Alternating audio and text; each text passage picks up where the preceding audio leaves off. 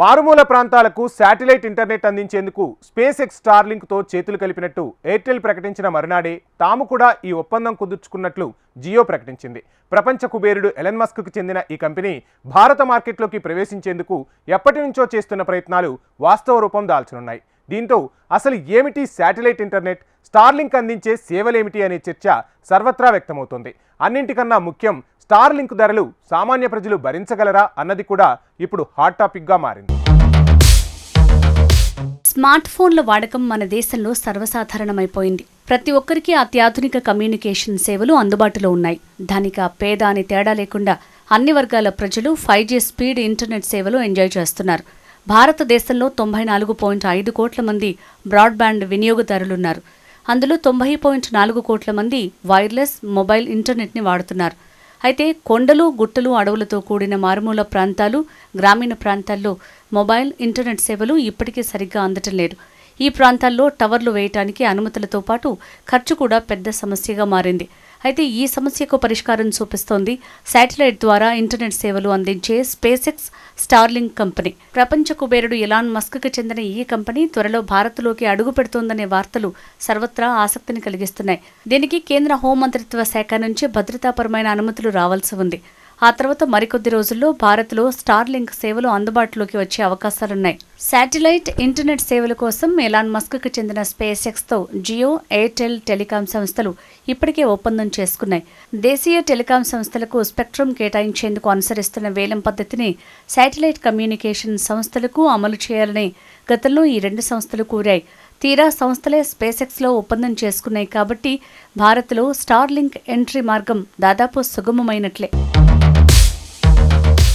Airtel, Jio రెండు సంస్థలు వాటి రిటైల్ స్టోర్లలో స్టార్లింక్ పరికరాల్ని కస్టమర్లకు అమ్మేలా స్పేస్ ఎక్స్లో డీల్ చేసుకున్నాయి. ఇన్స్టలేషన్, యాక్టివేషన్, నిర్వహణ తదితర సర్వీసెస్ స్టార్లింక్ ప్రతినిధులుగా అందిస్తాయి.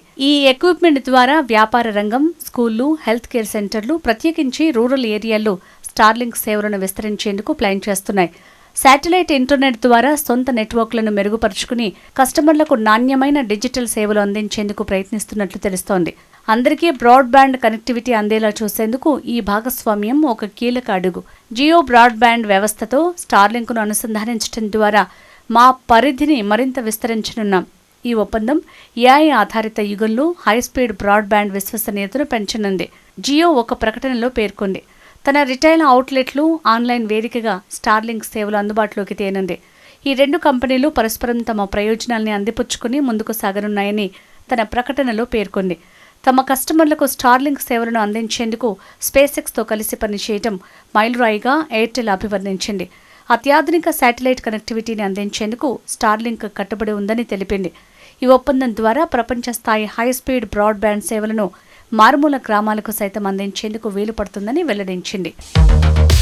స్టార్లింక్ భారతదేశంలోకి ప్రవేశించేందుకు 2021 నుంచి ప్రయత్నిస్తోంది. అయితే శాటిలైట్ టెలికాం సేవలు అందుబాటులోకి రావడానికి సంబంధించి ప్రభుత్వం ఇంకా నిబంధనల్ని ప్రకటించలేదు.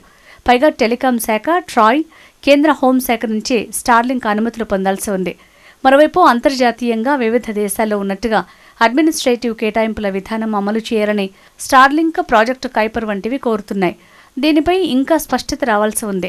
అన్ని అనుకూలించే శాటిలైట్ టెలికాం సంస్థలు అందుబాటులోకి వస్తే ఈ విభాగంలోనూ టారిఫ్ వార్ ఖాయంగా కనిపిస్తోంది.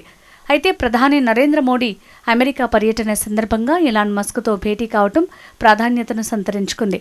ఈ సందర్భంగా స్టార్లింక్ భారత్లో సేవలు అందించే విషయం ప్రస్తావనకి వచ్చింది. మోడీ, మస్క్ ఇద్దరూ ఈ సమస్యల్ని పరిష్కరించడానికి ఆసక్తిని వ్యక్తం చేసినట్లు తెలిసింది. స్టార్లింక్ లైసెన్సింగ్ సవాళ్ల పరిష్కారానికి భారత ప్రభుత్వం ప్రాధాన్యత ఇస్తోందని, ఇది రెండు దేశాల మధ్య సాంకేతిక సహకారాన్ని పెంపొందించడానికి మార్గం సుగమం చేస్తుందని కొందరు అధికారులు తెలియజేస్తున్నారు.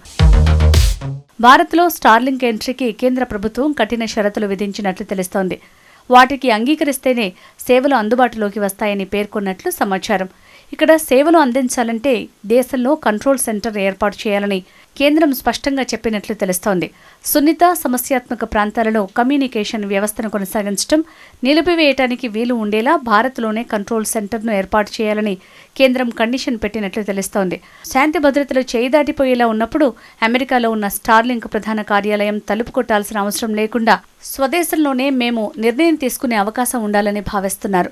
విపత్తు నిర్వహణ, ప్రజా భద్రత వంటి అత్యవసర పరిస్థితుల్లో అధికారిక మార్గాల ద్వారా దర్యాప్తు ఏజెన్సీలు ఆయా టెలికాం సేవలను తాత్కాలికంగా తమ నియంత్రణలోకి తీసుకుని కాల్స్ని యాక్సెస్ చేసుకునేలా సెక్యూరిటీ అనుమతులు ఉండాలని కేంద్రం స్పష్టం చేసినట్టు తెలుస్తోంది.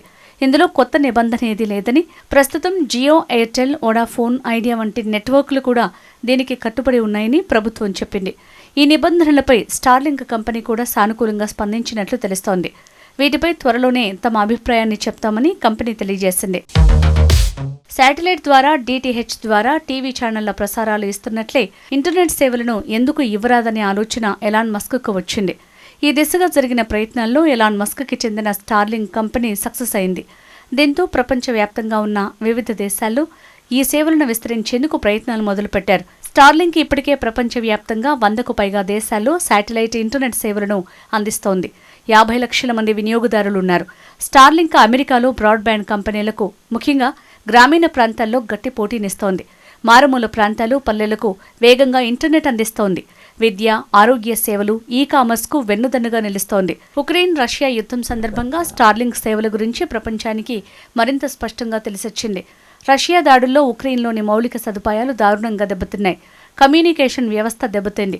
ఇంటర్నెట్ సదుపాయాన్ని కోల్పోవడంతో శత్రువు ఉనికిపై నిఘా, దాడులు కష్టమైపోయింది. ఈ దశలో ఎలాన్ మస్క్ ఉక్రెయిన్ను ఆదుకున్నారు. తన స్టార్లింక్ శాటిలైట్ ఇంటర్నెట్ యాక్సెస్ పరికరాల్ని పెద్ద ఎత్తున అందించారు. ఉక్రెయిన్కు స్టార్లింక్ ఎంతో ఉపయోగపడింది. ఇంతకీ స్టార్లింక్ ఇంటర్నెట్ ఎలా పనిచేస్తుందో తెలుసుకుందామా? ఇంటర్నెట్ కేబుల్స్ లేదా సెల్యులార్ టవర్లపైనే సాధారణంగా ఇంటర్నెట్ సర్వీసెస్ ఆధారపడి ఉంటాయి. అదే శాటిలైట్ ఇంటర్నెట్ సర్వీసెస్ అయితే ఎలాంటి అడ్డంకులు లేకుండా నేరుగా ఉపగ్రహాలకు కనెక్ట్ అయి ఉంటాయి. ఈ సర్వీసెస్ కోసం వినియోగదారులు router, current cable, mount tripod kit తీసుకోవాల్సి ఉంటుంది. డిటిహెచ్ మాదిరిగానే డిష్ యాంటెన్నాను ఆరుబయట ఏర్పాటు చేస్తారు. ఈ యాంటెన్నా ఉపగ్రహం నుంచి నేరుగా సంకేతాలను తీసుకుని మోడెమ్ ద్వారా మన పరికరాలకు ప్రసారం చేస్తుంది. Internet service provider data centre నుంచి డేటాను స్టార్లింక్ ఉపగ్రహానికి పంపిస్తుంది. భూమి నుంచి దాదాపు 550 కిలోమీటర్ల ఎత్తులో 7,000 శాటిలైట్లు నిరంతరం భూమి చుట్టూ వివిధ దశల్లో కదులుతూ ఉంటాయి. అదే ఇతర ఉపగ్రహాలైతే దాదాపు 35,786 కిలోమీటర్ల ఎత్తున స్థిర కక్ష్యలో తిరుగుతూ ఉంటాయి. స్టార్లింక్ ఎర్త్ ఆర్బిట్ ఎల్ఈఓ ఉపగ్రహాలను ఉపయోగించి హైస్పీడ్ ఇంటర్నెట్ సేవలను అందిస్తుంది. సాధారణంగా ఇంటర్నెట్ పద్ధతులతో పోలిస్తే ఉపగ్రహ ఇంటర్నెట్ ద్వారా హైస్పీడ్ డేటా అందించవచ్చు. యూజర్ ఆన్లైన్లోకి వెళ్లాలనుకున్నప్పుడు వారి రిక్వెస్ట్ మొదట ఇంట్లోని డిష్ యాంటెన్నాకు చేరుతుంది. ఇది స్టార్లింక్ ఉపగ్రహానికి సిగ్నల్ను పంపుతుంది. ఆ తర్వాత డేటా ఇంటర్నెట్ ప్రసారమై యూజర్కు డెలివరీ అవుతుంది. ఈ ప్రాసెస్ మొత్తం మనం గుర్తించలేనంత వేగంగా జరిగిపోతుంది. ఈ పద్ధతిలో యూజర్ 50 MBps నుంచి 250 MBps వేగంతో డేటా పొందొచ్చు. అప్లోడ్లు చేసేటప్పుడు 40 MBps స్పీడ్తో వస్తుంది. ప్రీమియం ప్యాకేజీలను ఎంచుకునే వారికి స్టార్లింక్ 500 MBps వేగంతో ఇంటర్నెట్ సేవలు అందుకోవచ్చు. దశాబ్ద కాలంగా టెలికాం మార్కెట్లో నువ్వా నేనా అన్నట్టు పోటీ పడుతున్న జియో, ఎయిర్టెల్ ఎందుకిలా ఈ విషయంలో పోటీపడి స్టార్లింక్ శాటిలైట్ సేవల కోసం ఒప్పందం చేసుకున్నారనే ప్రశ్న వినిపిస్తోంది. శాటిలైట్ ఇంటర్నెట్ సేవలు ఇండియాలో అమల్లోకి వస్తే ఏమవుతుంది? ఇప్పుడున్న ఇంటర్నెట్ సేవలకు దీనికి తేడా ఏంటి? ఎంత వేగంతో డేటా వస్తుంది అనే ప్రశ్నలు వినిపిస్తున్నాయి. ఇప్పటివరకు మొబైల్, బ్రాడ్బ్యాండ్ లేదా ఫైబర్ ఆప్టివ్ కేబుల్ ద్వారా ఇంటర్నెట్ సదుపాయం పొందుతున్న భారతీయులు ఇకపై ఉపగ్రహం ద్వారా ఇంటర్నెట్ సేవలు పొందే అవకాశం అందుకోనున్నారు. ప్రపంచంలోని ఇంటర్నెట్ డేటా అత్యంత చౌకగా లభించే దేశాల్లో భారత్ ఉంది. అయితే స్టార్లింక్ ధరలు ఎలా ఉంటాయనే దానిపై స్పష్టత లేదు. మన దేశంలో శాటిలైట్ టెలికాం ఇంటర్నెట్ ఛార్జీలు ఎలా ఉండబోతున్నాయన్నది ఆసక్తి రేపుతోంది. ప్రస్తుతం ఉన్న సాంప్రదాయ టెలికాం ఛార్జీలతో పోలిస్తే ఇతర దేశాల్లో స్టార్లింక్ ఛార్జీలు ఎక్కువగా ఉన్నాయి. అమెరికాలో స్టార్లింక్ సంస్థ రెసిడెన్షియల్ విభాగంలో నెలకు 6,976 నుంచి ప్లాన్లు అందిస్తోంది. పరికరాల కోసం ఒకసారి చెల్లించాల్సిన సొమ్ము అదనం. స్టాండర్డ్ ఎక్విప్మెంట్ కిట్ ధర 30,443గా ఉంది. ఇక మొబైల్ సేవలు కావాల్సిన వారు నెలకు కనీసం 4,360 చెల్లించాల్సి ఉంటుంది. డేటా అపరిమితంగా అందుకోవచ్చు. 220 MBps వరకు స్పీడ్ ఆఫర్ చేస్తోంది. రోమింగ్ ప్లాన్ తీసుకునే వినియోగదారులు దేశవ్యాప్తంగా ప్రయాణంలో, అంతర్జాతీయ ప్రయాణ సమయంలో కూడా వినియోగం, తీర ప్రాంతాల్లో కవరేజీ పొందొచ్చు. బిజినెస్ విభాగంలో నెలకు 12,208 నుంచి 4,36,000 వరకు ప్లాన్స్ ఉన్నాయి. స్టార్లింక్ ఇంటర్నెట్ ప్రస్తుతం భూటాన్లో అందుబాటులో ఉంది. ఇక్కడ రెసిడెన్షియల్ లైట్ ప్లాన్ కింద నెలకు 3,000 ఛార్జ్ చేస్తోంది. ఈ ప్లాన్లో ఇంటర్నెట్ 23 నుంచి 100 MBPS స్పీడ్తో ఆఫర్ చేస్తోంది. శాటిలైట్ ఇంటర్నెట్ ఛార్జీలతో పోలిస్తే మన దేశంలో మొబైల్ బ్రాడ్బ్యాండ్ ఇంటర్నెట్ చాలా చవక. అటు ఇటుగా 20 రూపాయలు చెల్లిస్తే 1 GB డేటా అందుకోవచ్చు. సుమారు 50 నుంచి అన్లిమిటెడ్ ప్యాక్స్ లభిస్తాయి. హోమ్ బ్రాడ్బ్యాండ్ ప్లాన్లు నెలకు కనీసం 400 నుంచి ఉన్నాయి. హై ఎండ్ ప్లాన్ అయితే నెలకు 4000 వరకు ఉంది. దీనిలో 10 MBPS వరకు వేగం. అన్ని OTT యాప్స్ సబ్స్క్రిప్షన్ కూడా అందుతుంది. రూటర్కి అయ్యే వ్యయమూ తక్కువే. శాటిలైట్ టెలికాం కేవలం ఇంటర్నెట్కే పరిమితం. కాల్స్ చేయాలంటే OTT యాప్స్ పైన ఆధారపడాల్సిందే. అయితే ఈ ధరల్ని భారత మార్కెట్కు తగ్గట్టుగా పోటీ ధరలో ఛార్జీలు అమలు చేసే అవకాశం ఉందని చెప్తున్నారు. తొలుత వ్యాపార, వాణిజ్య కస్టమర్ల కోసం సేవలు ప్రారంభమవుతాయని చెప్పారు. సాధారణ కస్టమర్లకు శాటిలైట్ టెలికాం సేవలు చేరడానికి చాలా కాలం పడుతుందన్నారు.